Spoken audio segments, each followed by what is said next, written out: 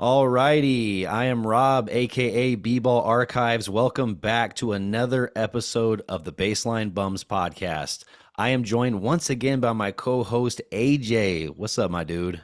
What's up, man? How you doing today? I'm doing excellent. We're talking some hoops today. I love it. And we also have a special guest today. We have Ori from HoopSocial. What is good, my friend? Hey guys, I'm really glad to do this. We've been waiting a long time to put this together, so I'm finally glad we got the moment. Absolutely, absolutely. Well, yeah, we are very excited to have you.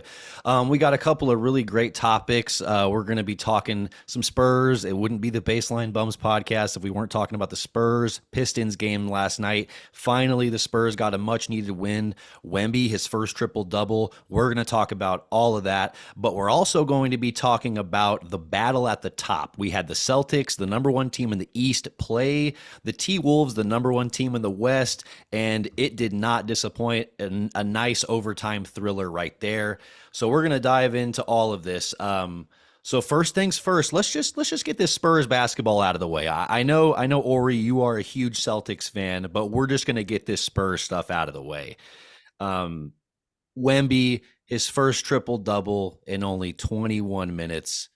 Uh, how special is this guy? I know he keeps reminding us time and time again, but he just did it again last night.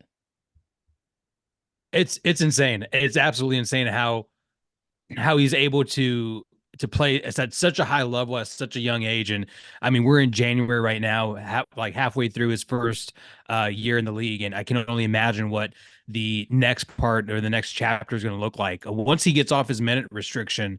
I mean, I think the sky's the limit for him. Once we get, well, I think what we've seen in the past three games is we've seen Trey Jones come in and just calm everyone down, and we are able to control the ball.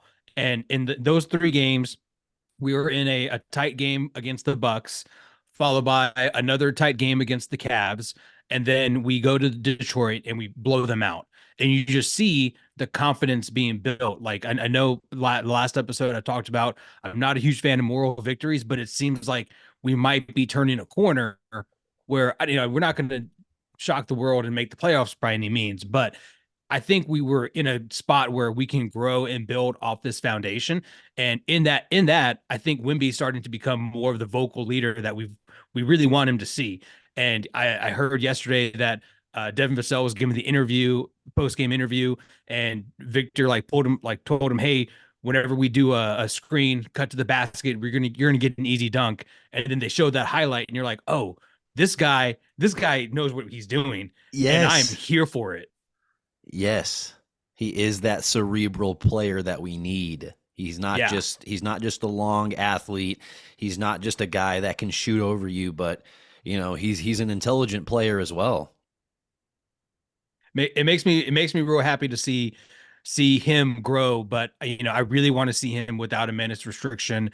I want to see us really push him to become rookie of the year, even though our record doesn't really speak very very highly of our kind of his talent. But I think if we just kind of focus on what can we do to make this a positive spin on a really poor first season for Wimby, and that's let's try to get him for Rookie of the Year, and then see what we can do from there. Right. That's a good call. Ori, like we're talking rookie of the year. Who do you have for rookie of the year so far? Well, I will tell you right now, I don't know who expected it to be such an uphill battle for Wemby, to be honest, especially considering the year that he's having. I mean, the dude is lighting the world on fire because he's living up to the crazy amount of hype that we gave him, and still might not win Rookie of the Year because this dude Chet is showing that he's quite special himself. And the only difference, obviously, being his team is winning, and obviously he's a piece of that. And I think that puts him in a position where maybe he takes this one from Wemby, despite the generational stats Wemby's putting up. Yeah, I mean, ultimately, I don't really disagree with that because when you look at the Thunder, they were a team that was kind of borderline last year. It looked like they needed something. And then really the only thing that changed was you insert Chet, and then now they're a contender. There's no mistaking now. Like they're a team that if they get hot, they have the wing pieces that can attack you. They have the young depth that can really withstand a long season and a run in the playoffs. And then you have the rim protector. Not to mention you have first team All NBA guards. So I agree. That's very appealing when you look at it like that. But I think that And Victor. Oh no, go ahead. oh, I was just going to say, and not to mention, 37 picks coming. Yes. Yeah. There's a lot to like in OKC. I just think that Victor has improved on his efficiency, and that was his glaring sort of down, sort of like his glaring blemish earlier on in the season, so to speak. And now, if you look at his clip over his last 10 games, he's shooting over 80% from the line. He's damn near 40% from three, and he's shooting over 50% from the field. So he's improved it tremendously. But yeah, there is that factor. The Spurs are trash, and so empty stats is he putting up empty stats? I guess is the question everyone's asking. And I don't think people try to do the whole what is it, bad team, good stats type of ordeal where yeah, like they're empty, but given that this is like a learning experience for him, and that he's a rookie, and that he's supposed to be just gaining, like you said, he's supposed to be just learning how to evolve, and we're seeing the evolution take place already. So, like we said before, this kid is clearly cerebral, and that's why he's a unicorn. Yeah, absolutely. Yeah, he has the mindset where he's going to be able to expand his game because he's just so smart. He's gonna he already has identified areas where he can improve upon his game. But honestly, there was a lot of stuff to like in that game against the Pistons. We only had 5 turnovers. AJ, we only had 5 turnovers Yeah. all game. It goes to wow, Trey Jones just being in the starting lineup makes a huge difference, and you can tell that it really does calm everyone down, and no one's playing like a bunch of like spazzes out there. Just oh my god, the ball's here. What do we do? What do we do?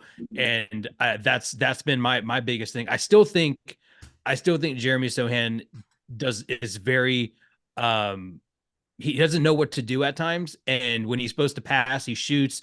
When he's supposed to shoot, he passes. And yesterday there's two plays back to back. Sohan had the ball on the baseline at the 3-point line. Wemby had position down low in the block. He was calling for the ball. Jeremy ended up not giving him the ball, and I think he missed a shot. And then we come back the next offensive possession. He's trying to force it to Wimby, ended up being a turnover.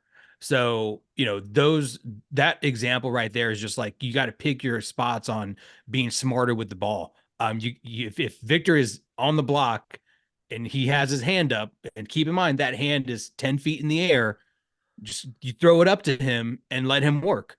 You just let him work because no one's going to be touching that ball. No one's going to come close.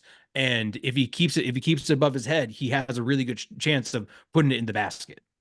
Yeah, absolutely. And if he doesn't do that, chances are he's going to get fouled in that process, and he's a good Yeah. free throw shooter. So let that happen. Just literally let that happen. I couldn't agree with that more. I think that as a team we're figuring that out. Maybe some of those growing pains in the first 25-ish games were really really tough, but I think we're figuring out, hey, it doesn't matter if we're playing the Bucks.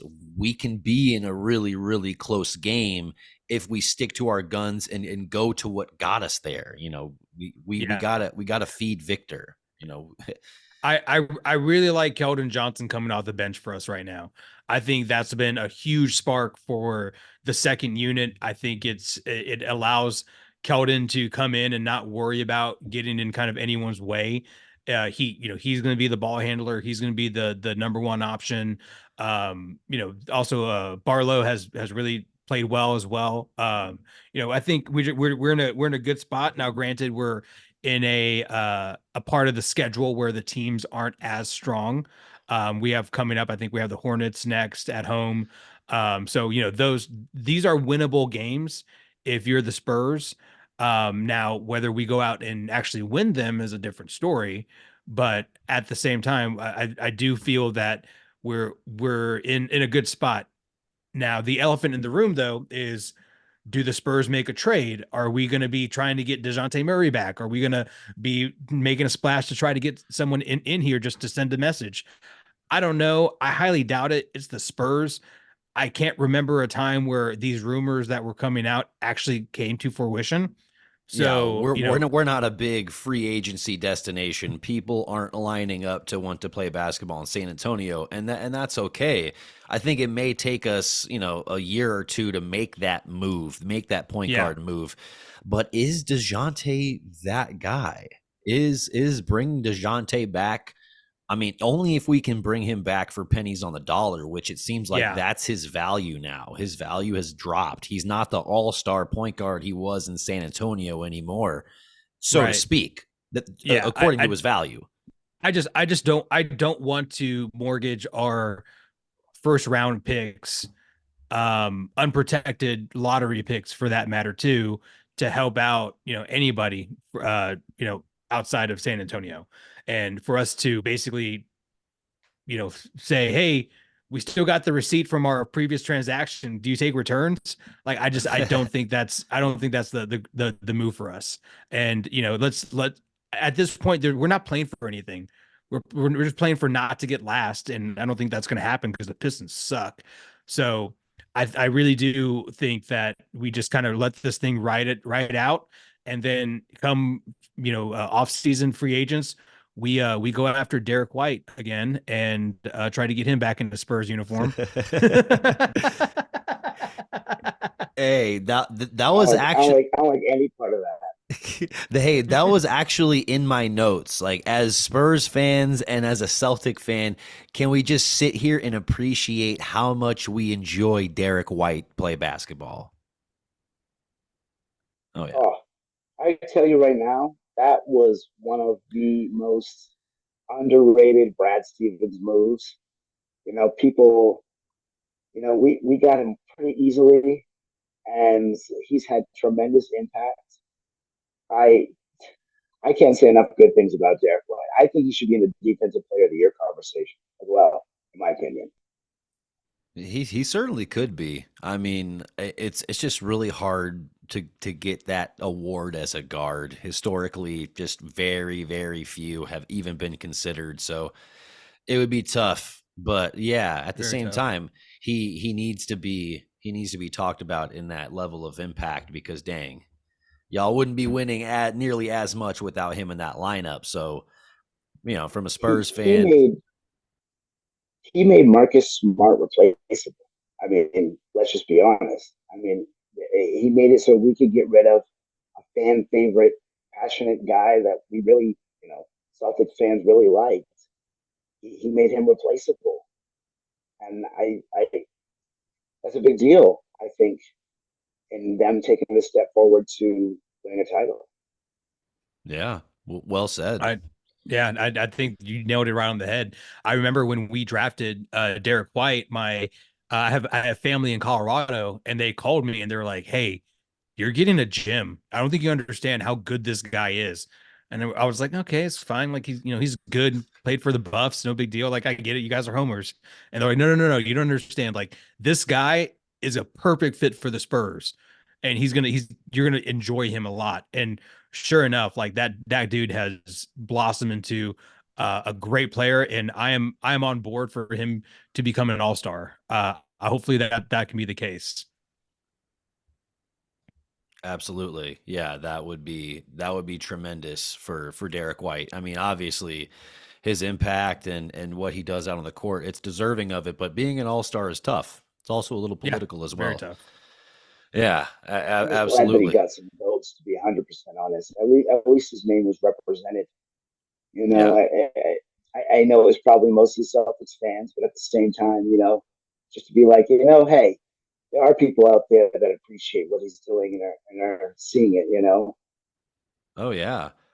Like I loved what D'Angelo Russell said. He was like, "I want to be like Derek White," and then and it was kind of took everyone by surprise. And he was like, "No, but seriously, he just fits in. He does whatever the team needs him to do. And if you're putting yourself in a position like that, then you're going to get a lot of minutes, and that's leading to wins. So Mhm. he's a winner. He's a winner. Yeah, Oh, I'm sorry. I'm sorry. I just we were talking about the Spurs there for a second, and I didn't want to leave the topic until I asked you guys a question. I was yeah. curious what pieces that are currently around them do you think are like keepers, actual keepers, like Keldon Johnson, Devin Vassell, Jeremy Sohan? Like, do you think these guys are all keepers, or are these guys stepping stones? Well, I think that there's a couple of stepping stones. I think Keldon Johnson could end up being a stepping stone, even though I like him coming off the bench for San Antonio. I think there's a team that will see his value, that will see his impact, and he could have that same role on a contending team. I could see him going to a number of teams that are really solidified right now and have that same exact role and actually play winning basketball. Um, so I don't think that he's necessarily a long-term guy, and he may just end up being too expensive to do what we need to do. So that could end up being a tough one. But I think when I look at Vassell and Sohan, I view those as long-term guys. And I go back and forth on Sohan all the time, but I view him as a long-term guy because of the way that Pop is treating his development. At least as long as Pop is there, Pop is putting faith in him, and he has an enormous amount of, uh, I want to just say, faith in his game. And so, as far as I see, I think that those two are long term guys. Everybody else, from Chetty Osman to Doug McDermott, literally everybody else is up for grabs and or replaceable beyond that. I'm I agree. I think Devin Vassell is a keeper. I think we need that 1-2 punch from little big type situation.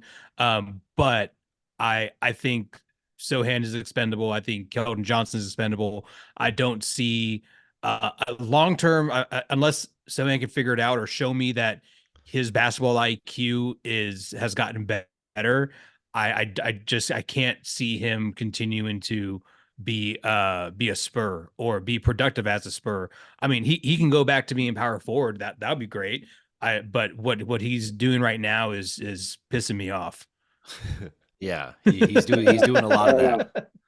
He's certainly doing a lot of that.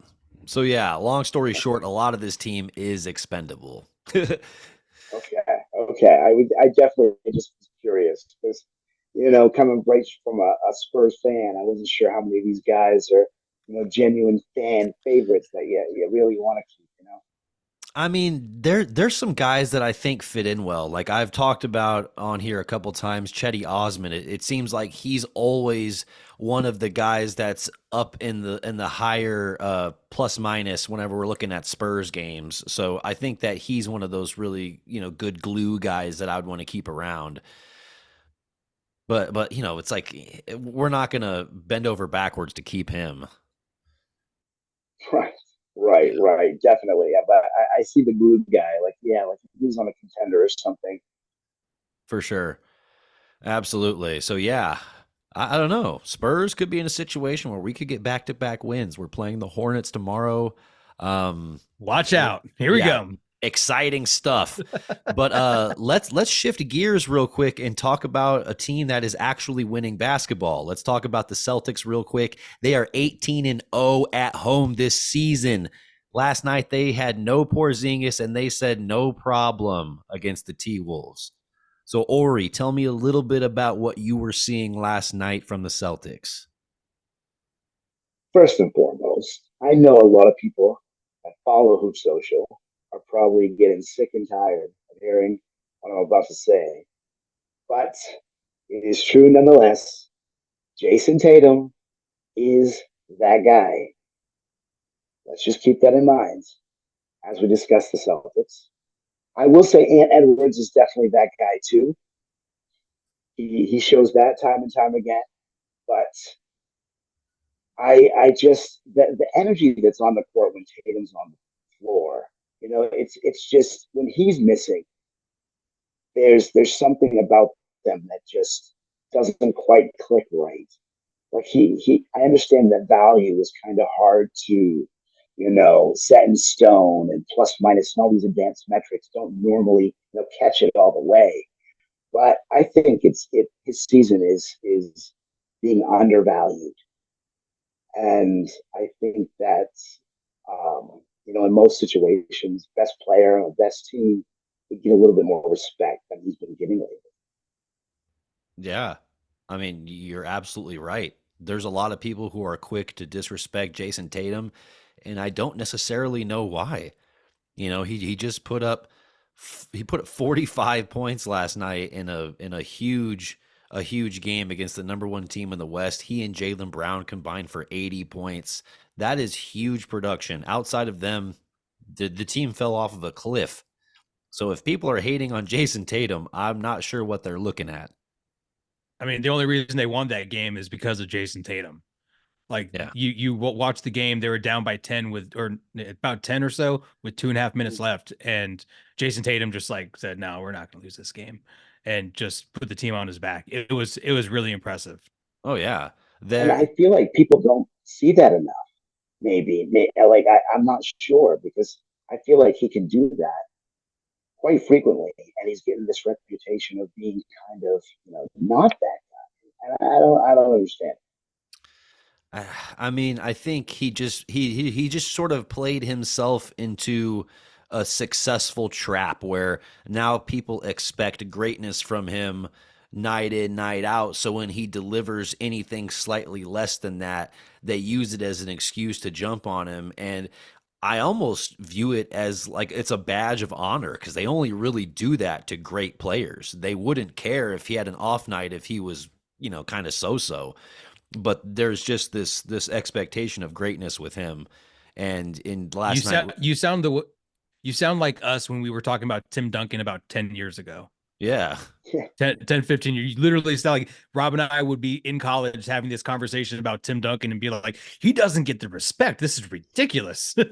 oh yeah, always, Well, I just didn't expect it from a number one option on the Boston Celtics, of all teams. Like it just seems like, considering their audience and scale, that's I don't know. It's just strange, I guess. It's been a strange phenomenon, and I find it to be a little weird that, I mean, the kid's 25 years old. Let's just pump the brakes a little bit and continue to enjoy this evolution. It's insane. He's 25. right. He's literally just now getting into what people would consider to be his prime. Let's cool it, everyone. Yeah, But and that's damn, scary. yes, but damn, that's crazy. Last night they combined for 80 points. To me that's nuts. That's been the second most all year so far, only behind Giannis and Dame, and it was because Giannis put up 64. And, Oh so it's yeah, like, yeah, that so was like, I good. mean, what they did in unison last night was special. So that was a great performance. Honestly, and I view it as a wash because y'all didn't have Porzingis, they didn't have Rudy Gobert and Mike Conley. I kind of viewed that as like, all right, they're both missing pieces that are really integral to their team.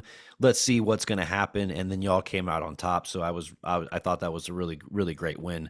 But y'all are playing the Bucks tonight. What do you think's happening tonight? I love playing the Bucks. Um, Honestly, I heard that Al Horford is not playing. That, That makes sense. people are gonna think that I'm crazy, but that makes a big difference. Al Horford secretly is one of the best people at guarding Giannis in the league. Maybe not so secretly, but He always gives Giannis a hard time. Giannis will get his 30, but the percentage and field goal efficiency drops dramatically. Um, Not having that, yeah, I'm a little scared of the Bucks.